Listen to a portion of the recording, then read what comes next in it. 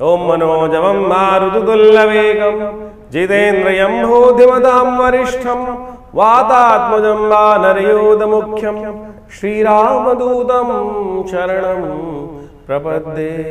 लाल देह लाली लसे अरुधरि लाल लंगोर वज्र देह दानव दलन जय जय जय कपिसूर। नमस्कार, स्वागत है आपका आचार्य वाणी में। मैं आचार्य डॉक्टर विक्रमादित्य आपके साथ हूँ और आज का विषय है तुला राशि वालों के लिए मई का मध्यकाल किस प्रकार की सूचना लेकर आ रहा है। देखिए, काशी पार्लियामेंट में ग्रहों का जो परिवर्तन का योग है वो तुला राशि वालों को समझ लेना चाहिए। तुला राशि वालों के लिए दृष्टिकोण से यदि हम बात करें तो ये मई का मध्यकाल आपके लिए कई मामलों में बहुत विशेष योग रहता दिखाई दे रहा है। आपके ग्रहों के दृष्टिकोण से यदि हम समझें तो महत्वपूर्ण ग्रहों का योगायोग परिवर्तन की तरफ जा रहा है। सूर्य आपकी राशि के सम्मुख बैठे हैं और वो परिवर्तन करके आगे निकल जाएंगे। बृहस्पति महाराज आपकी राशि के दृष्टिकोण से जो योग बना रहे हैं वो बहुत विशेष है। वो भाग्य को जगाने के रास्ते आपके लिए बनाते दिखाई देंगे। भाग्य में 12 वर्ष बाद बृहस्पति पूर्ण ताकत में बहुत तेज गति से आ रहे हैं, तो आपकी राशि में सबसे इम्पॉर्टेंट योग बनकर जो तैयार हो रहा है इस मध्य मई के अंदर, वो आपके वारे न्यारे करने की योग बनाने वाला है। तो तुला राशि वालों, सबसे हर्षोल्लास तो आपको ध्यान रखते हुए कार्य करने की ज़रूरत है। इसके साथ साथ आपकी राशि के दृष्टिकोण से थोड़ा ध्यान रखने की एक बात और ज़रूरत है कि बुध अस्त हो रहा है, तो ऐसे में मंगल कमज़ोर है थोड़ा सा, तो उसको ताकत देने का आपको प्रयास करना चाहिए। और वो यदि आपने ताकत दे दी मंगल को, तो हिम्मत से आपके समस्त कार्य पूर्ण करने की योग बना सकते हैं आप। तो सिलसिलेवार तरीके से समझ लीजिए ग्रहों का प्रभाव क्या रहेगा। इस बृहस्पति का प्रभाव तो बहुत विशेष है। हमने एक अलग से वीडियो बनाया है, पूरा डिटेल्ड वीडियो बनाया है कि बृहस्पति, वो आपको अच्छे समझना चाहिए। यदि उसकी चाल आप समझ गए, बृहस्पति की चाल, तो फिर इन 3-4 सालों में आपके लिए पीछे मुड़ने का समय नहीं मिलेगा। आगे बढ़ने का बहुत बढ़िया रास्ता बन रहा है। ऐसे में यदि आपके अपने कुंडली में ग्रह बहुत अच्छे हैं तो फिर आपकी बहुत अच्छी तरह से इंप्रूवमेंट हो सकती है। लेकिन कई बार लोग बोलते हैं कि भाई गोचर में तो आप बहुत अच्छा बता रहे हैं राशि के दृष्टिकोण से, लेकिन हो नहीं रहा है लाभ। कारण है, हो सकता है कहीं ना कहीं आपके अंदर कुंडली के जो ग्रह हैं वो कमज़ोर हों, तो उसको ठीक करने का रास्ता हमने, दशाएँ कौन चल रही हैं, तो फिर आप चीज़ों को लाभ ले सकते हैं। 11 तारीख से आरंभ करते हैं हम। 11 मई को रविवार का अवसर, चतुर्दशी तिथि है और ग्रह नक्षत्रों के दृष्टिकोण से हिम्मत अच्छी रहेगी। सही दिशा पकड़ते दिखाई दे रहे हो, काम करो, बड़े अच्छे से आगे बढ़ने के योग बन सकते हैं। लेकिन थोड़ा मन ऐसा है ना, इस वक्त वो भाग रहा है, ये अच्छा है, वो खराब है, ऐसा है, वैसा है, उस फालतू के कामों में लिप्त हो रहे हो, फोकस नहीं कर पा रहे हो। यदि फोकस कर लो तो बहुत अच्छे से रहेगा। इस दिन सूर्य पूर्ण ताकत में है और ये क्लैश बढ़ाएगा। सूर्य कृतिका नक्षत्र में प्रवेश कर चुका है और पूर्ण ताकत में हो चुका है, और जो आपके सप्तम भाव में बैठकर थोड़ा सा एग्रेसिवनेस, गुस्सा और ज़्यादा बढ़ा रहा है। तो ऐसे में सनस्ट्रोक से बचिएगा, खासतौर पर ध्यान रखिएगा। आपके लिए अच्छा रहेगा, केले का पूजन करें, बृहस्पति का पूजन करें, भगवान नरसिंह का ध्यान करें। भगवान नरसिंह जी की जयंती है इस दिन। भक्त प्रहलाद की भक्ति से प्रसन्न होकर भगवान स्तंभ से उदय हो गए थे, यानी निर्जीव स्तंभ से भी भगवान उपस्थित हो जाते हैं। ये बात ध्यान रखें कि प्रेम के, प्रबल प्रेम के पाले पढ़कर भगवान समस्त नियम बदल देते हैं, इसलिए भगवान को प्रेम से जीता जा सकता है। तो भक्ति से करें, कल्याण के योग बनेंगे। 12 तारीख सोमवार का अवसर, पूर्णिमा तिथि है, वैशाख पूर्णिमा। वैशाख पूर्णिमा कई गृह योगों को सुंदर करती है। पूर्व जयंती रहती है इस दिन, साथ साथ सत्यनारायण व्रत रहता है और पीपल की उत्पत्ति दिवस भी माना जाता है। पीपल को शनि को प्रसन्न करने का सबसे श्रेष्ठ उपाय माना जाता है। और आपकी राशि के दृष्टिकोण से इस वक्त शनि महाराज आपके लिए बड़े अनुकूल हैं। कई मामलों में बड़े अनुकूल है। शत्रु को स्वयं कर रहे हैं और कई प्रकार के लाभ देने के योग बना रहे हैं। तो उनका और पुण्य कमाने के लिए सबसे बढ़िया तरीका आपके पास रहेगा कि इस दिन विशेष तौर पर एक पीपल के पेड़ को किसी धर्मस्थल में रोपित करें और उसको पूरे वर्ष तक पालन पोषण करें। शनि का जो ये 2.5 साल का प्रभाव है आपके लिए और शुभ हो जाएगा। इस बात को नोट कर लीजिएगा, शायद इसको समझ के कार्य करना आपके बहुत सुंदर रहेगा। और हो सके तो सबसे भोजन करते हुए सबसे पहला हिस्सा कौवे को अवश्य डाल दिया करें, कुत्ते को डाल दिया करें। तो आपके लिए इन समस्त ग्रहों का योगायोग आपके लिए बड़ा अनुकूल स्थिति को उत्पन्न करेगा। बहुत सारे लोग बोलते हैं सत्यनारायण व्रत कब करना है, तो समझ लीजिए, तो विशेष तौर पर ये सत्यनारायण व्रत जो है वो 12 तारीख का रहेगा और कोई तिथि बड़ी श्रेष्ठ है, आपके लिए कल्याणकारी योग बनाने वाली है। 13 तारीख के दिन बात करें तो मंगलवार का अवसर, जेठ का महीना, वैशाख समाप्त और जेठ का महीना आरंभ हो रहा है। कई शुभ योगों को लेकर आया है। ग्रह नक्षत्र के दृष्टिकोण से इस वक्त आपकी राशि के दृष्टिकोण से गजकेसरी योग बनकर तैयार है, राजयोग बनकर तैयार है। आपका मन थोड़ा प्रबल रहना चाहिए। बृहस्पति कहीं ना कहीं चंद्रमा को ताकत दे रहा है, थोड़ा सा विनम्र होकर काम करवा लीजिए, चीज़ें बहुत अच्छी हो सकती हैं।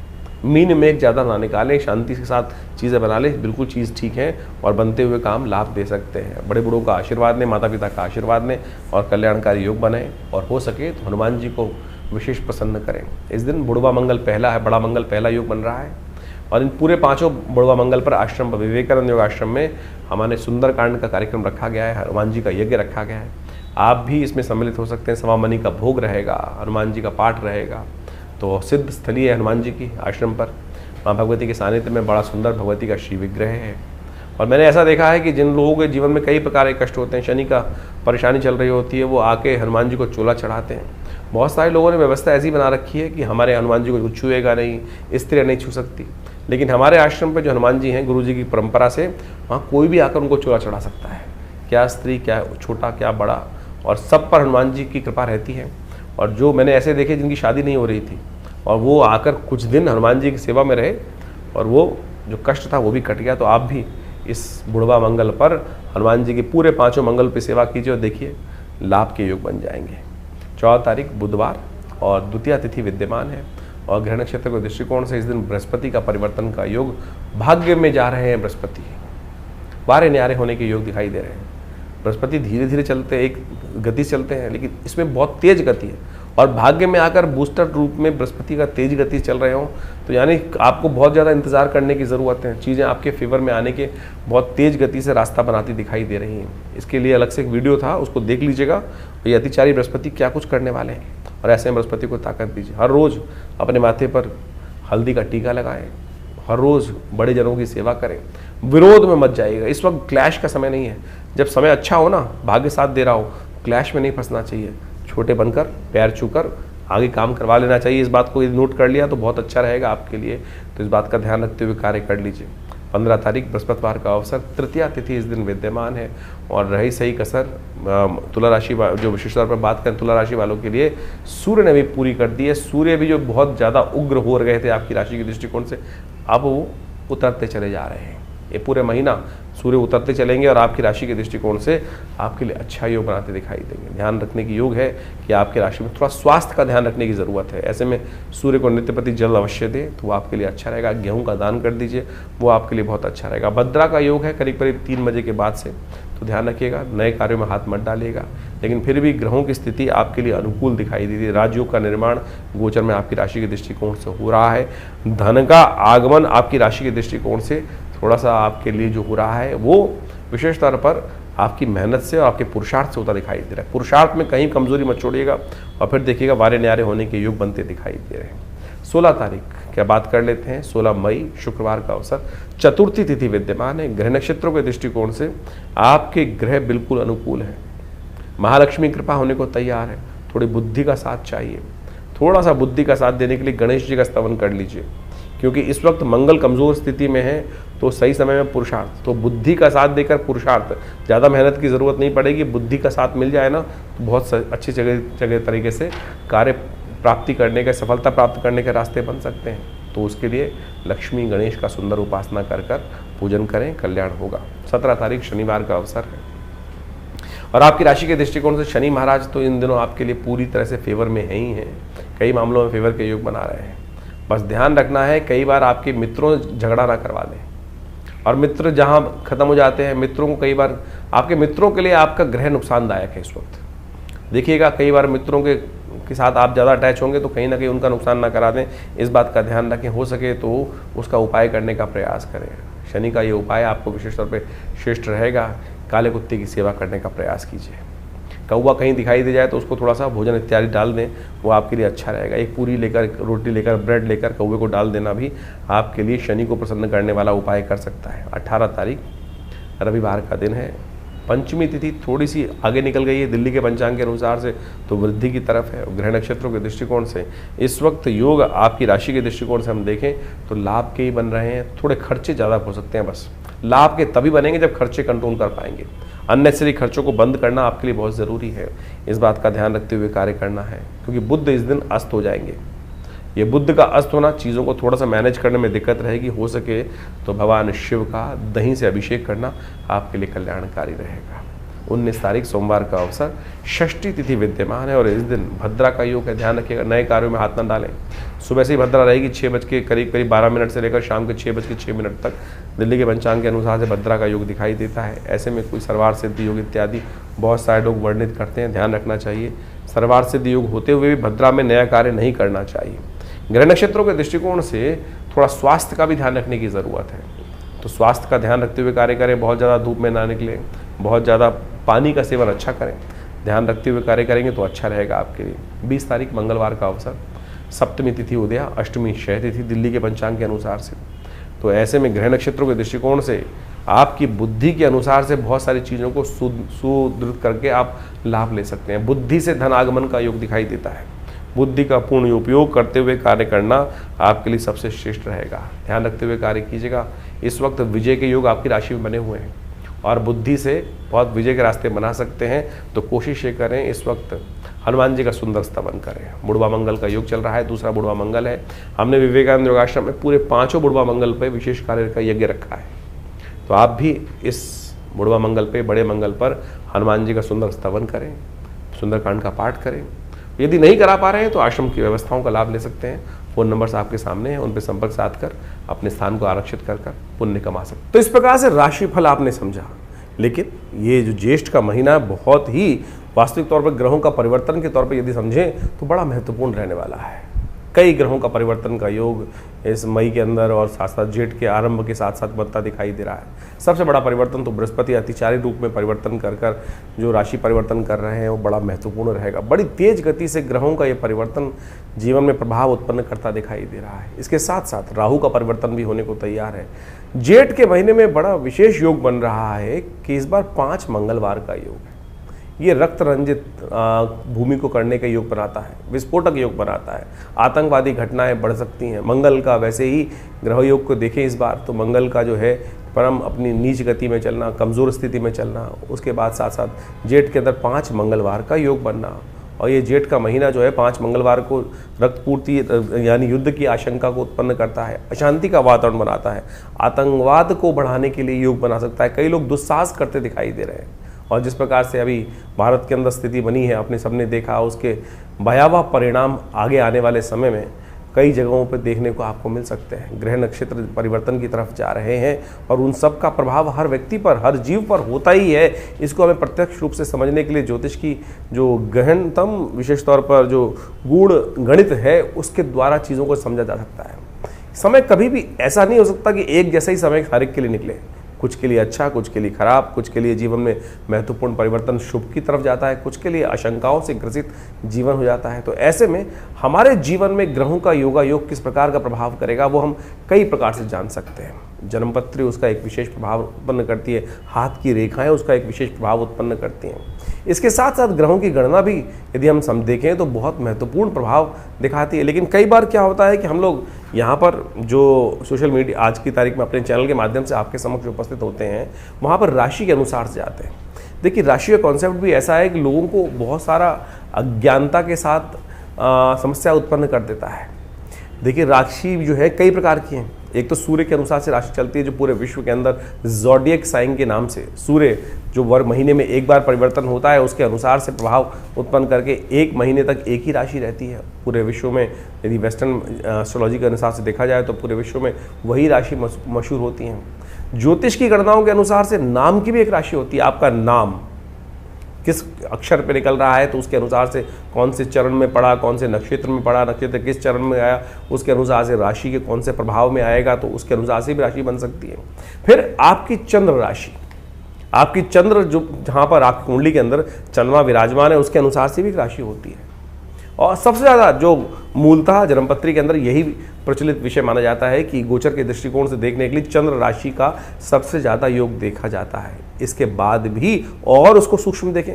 देखिए, सबसे पहले आप इसको हमने समझाने का ऐसे प्रयास किया कि एक सूर्य की राशि है, वो महीने में एक बार बदलता है, यानी 12 महीनों के 12 राशि के हिसाब से 12 सूर्य हो गए, तो उसमें हजारों लाखों करोड़ों अरबों लोग एक ही राशि में आ गए।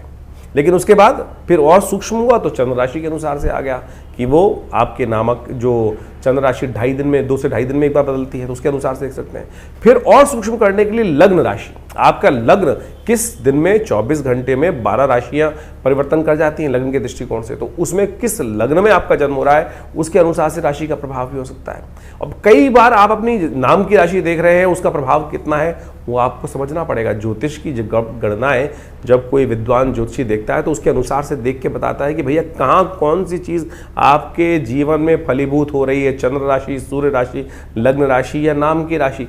तो इसके लिए आपको बहुत सारी गहन अध्ययन करने पड़ते हैं, बहुत चीज़ समझनी पड़ती हैं, तो उसके अनुसार से आप देखने का प्रयास करें। कई बार कई लोगों के मन में भ्रांति उत्पन्न होती है कि हमारी राशि से हमारा प्रेडिक्शन मिल रहा है या नहीं मिल रहा, क्या आपकी वो राशि ठीक है भी? तो उसके लिए सही रूप से जानने का प्रयास तो करें। हम यहाँ पर अपने इस प्लेटफॉर्म पर इस स्थान के माध्यम से आपके समक्ष चंद्र राशि के माध्यम से और लग्न राशि के माध्यम से चीज़ों को वृहद रूप से बताने का प्रयास करते हैं। उसको आप देखेंगे तो आपके जीवन में महत्वपूर्ण परिवर्तन का योग आप स्वयं बना सकते हैं। इसके बाद भी आपकी दशाएं, अंतर दशाएं, वो सब भी बहुत बड़ा एक जो प्रभाव है वो जीवन में उत्पन्न करने का योग बनाती हैं। तो ऐसे नहीं कि ज्योतिष को हम बहुत ऐसे ही देख लें, तो आपको कोशिश ये करें, हमने गोचर के दृष्टिकोण से इस राशि फल को आपके समक्ष रखा है और उसको समझें। उसका जो बाह्य रूप है उससे आपको बहुत सारी चीज़ों को सही रूप से ज्ञान प्राप्त करने का रास्ता प्राप्त होगा। उपाय के बारे में भी बहुत सारी चीज़ें हम इस कार्यक्रम के माध्यम से एक नई व्यवस्था आपके समक्ष उपस्थित करने का प्रयास कर रहे हैं। आज सबके सब समाज के लोग टूने टोटकों में फंस गए हैं, ऐसा कर लो, ऐसा कर लो, ऐसा कर लो, ऐसा कर लो। शास्त्र के दृष्टिकोण से यदि पौराणिक मत के अनुसार से देखा जाए तो हमारी हर तिथि का एक विशेष त्यौहार, विशेष उत्सव के रूप में जो शास्त्र में वर्णन कथाओं के माध्यम से मिलता है वो हमें समझना चाहिए। और वो तिथि वार योग के अनुसार से, ग्रह योग के दृष्टिकोण से हमारे ऋषि मुनियों की अद्भुत खोज है और उन्होंने कथाओं के माध्यम से उसका वर्णन हमारे विभिन्न ग्रंथों में, पुराण इत्यादि में समय समय पर, जगह जगह पर करने का सुंदर प्रयास किया है। उससे रहस्य समझ में आएगा आपको कि कौन सी तिथि में, कौन से वार में, कौन से योग में, कौन से ऋतु के अंदर कौन सी चीज़ों को उपयोग करके आप अपने जीवन की बहुत सारी समस्याओं को ठीक कर सकते हैं। जैसे पूर्णिमा आ रही है, सत्यव्रत होता है, उसके साथ साथ इसके साथ साथ ग्रहों का परिवर्तन जब हो रहा है तो उनका प्रभाव किस प्रकार से होगा।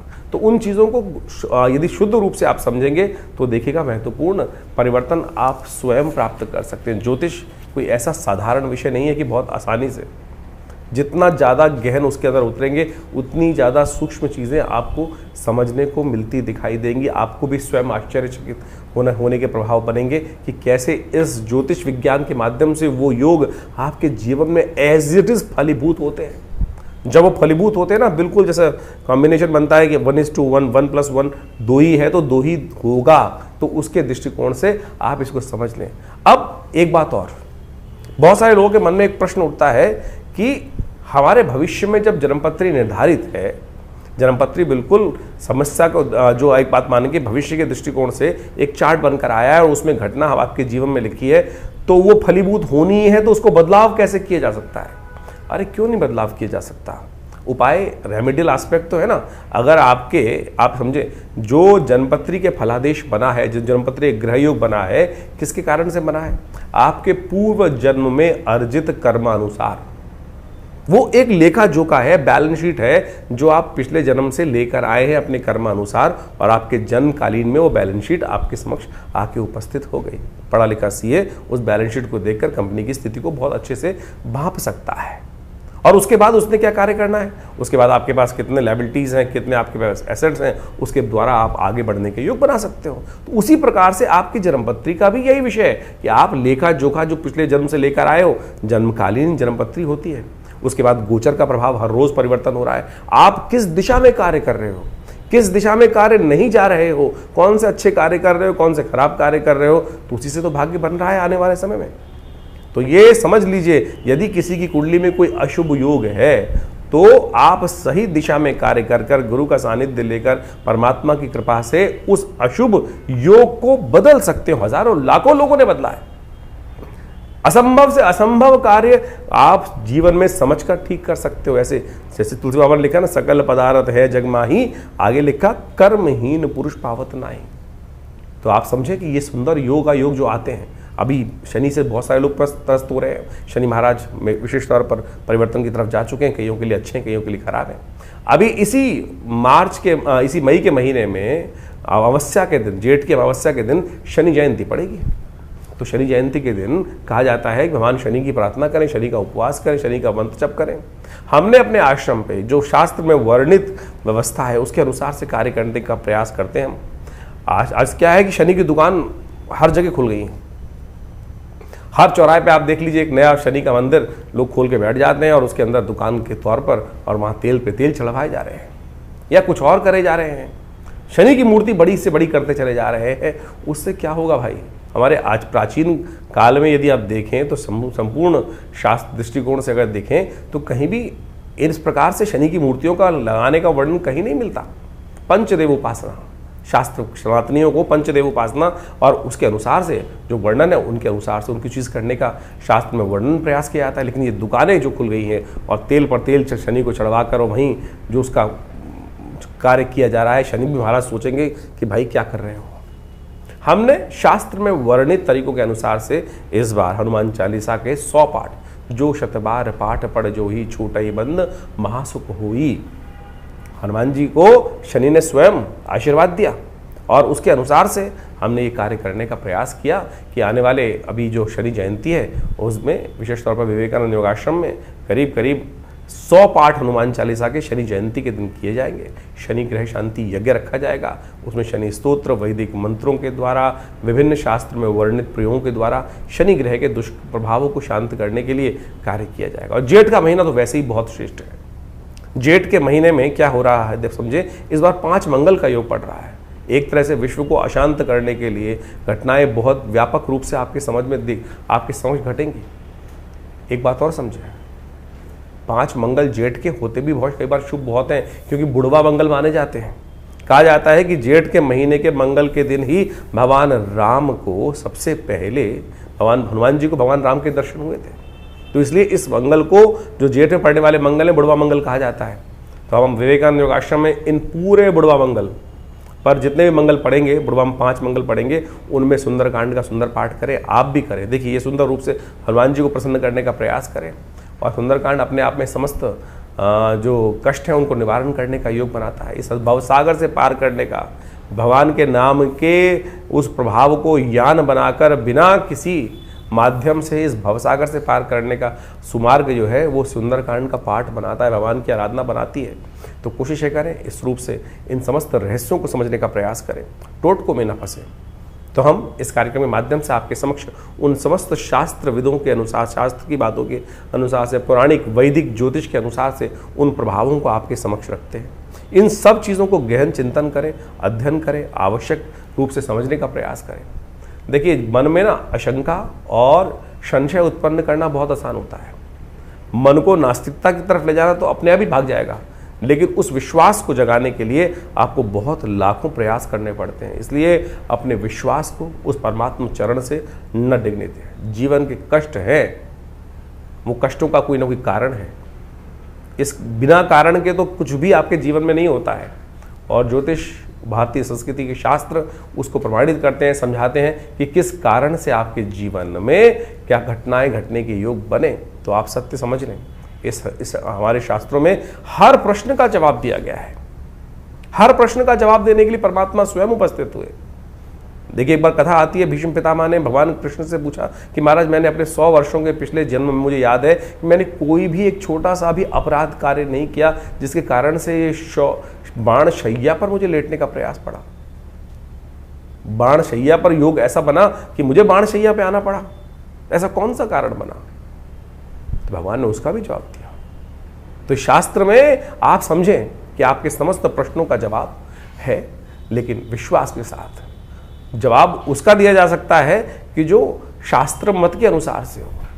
तो इसलिए व्यंगात्मक तौर पे जो प्रश्न उत्पन्न होते हैं तो उनका तो कोई जवाब नहीं है। तो इसलिए आप शास्त्र के दृष्टिकोण से इन समस्त विवेचनाओं को जो हमने ग्रह गणनाओं के आपके समक्ष उपस्थित किए उन सबको समझें। आपका ज्योतिष विज्ञान, भारतीय संस्कृति का ज्योतिष विज्ञान अनादिकाल से भगवान की प्रेरणा से उत्पन्न किया गया है और हम सबके कल्याण के लिए उत्पन्न किया गया है। उन सब के सुंदर रहस्यों को हम समझकर अपने जीवन में सुख की तरफ, कल्याण की तरफ, परमात्मा के चरणों की तरफ अपने आप को उद्धृत करने का, आगे बढ़ाने का प्रयास करेंगे तो बहुत शुभ होगा, कल्याण के योग बनाना दिखाई देगा।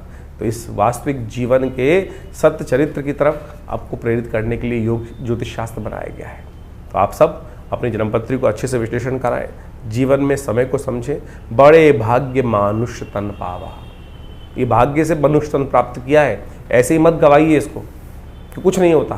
क्योंकि कई लोग परेशान होकर कई बार कहते हैं अरे सब बकवास है, कुछ नहीं होता। अरे बिल्कुल, इस संसार में कुछ भी बकवास नहीं है। इस संसार को परमात्मा ने रचा है तो किसी कारण से रचा है। आए थे हरि भजन को ओटन लगे कपास।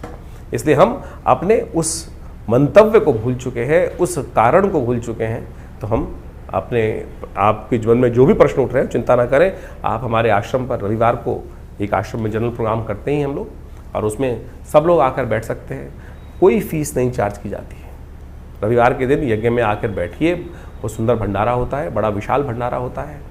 नित्य प्रति करीब पिछले 50-40 सालों से आश्रम पर यज्ञ की व्यवस्था है। 8 घंटे नित्य प्रति माँ भगवती के सानिध्य में दुर्गा जी का जो शिव विग्रह 1947 में पाकिस्तान से लाया गया, वो आज हमारे आश्रम पे प्रतिष्ठित है।